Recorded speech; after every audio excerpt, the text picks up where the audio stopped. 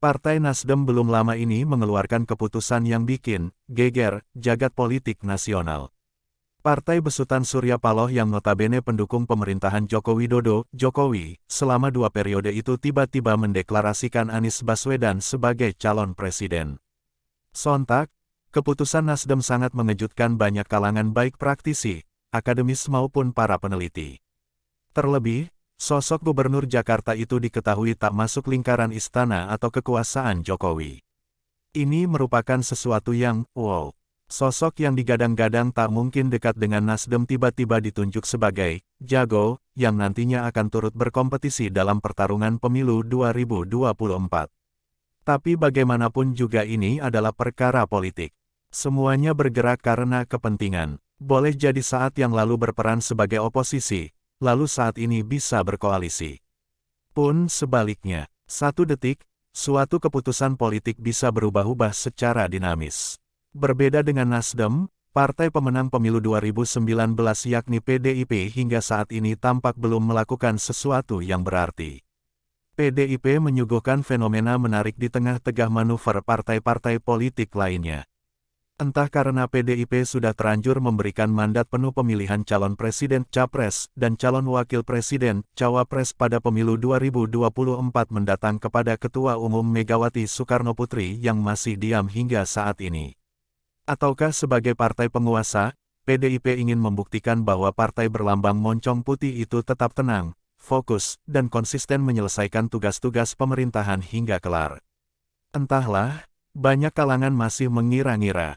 Namanya juga perkiraan. Yang jelas, diamnya PDIP memunculkan teka-teki yang beragam. Jika dicermati secara mendalam, fenomena masih diamnya PDIP ini justru berdampak adanya saling galang dukungan oleh para kader terhadap calon yang mereka inginkan, meskipun tidak secara terbuka. Kabar terbaru misalnya, ada faksi kader yang menghendaki Puan Maharani maju sebagai calon presiden. Mereka melihat sosok Puan sebagai calon yang tepat, apalagi ia merupakan Tra Soekarno. Atas dasar itu, faksi yang mendukung Puan kemudian mendeklarasikan diri dengan membentuk Dewan Kolonel. Gerakan faksi ini pun tampak tak cukup berhenti di tataran deklarasi. Lebih jauh, poster dan baliho bergambar Ketua DPR itu kemudian marak di sejumlah kota. Bahkan, nama dan fotonya juga muncul di ruang-ruang beranda media sosial, media online, hingga media cetak. Gerak-gerik cucu sang proklamator itu juga selalu disorot banyak kalangan, meski tak luput dari kritik netizen akibat video yang ditampilkan tidak mah dengan kondisi dan suasana yang melatarinya. Bahkan, settingan, video yang muncul dalam konten begitu kasar, terasa tak tulus, tidak pro-rakyat. Lantas, bagaimana dengan sosok Gubernur Jawa Tengah Ganjar Pranowo? Soal Ganjar, tak sedikit pula kader yang menghendaki sang gubernur sebagai calon presiden. Meski tak membentuk langsung gerakan tandingan Dewan Kolonel, simpatisan Ganjar Pranowo terlihat begitu rapi dan seakan terbentuk secara alamiah.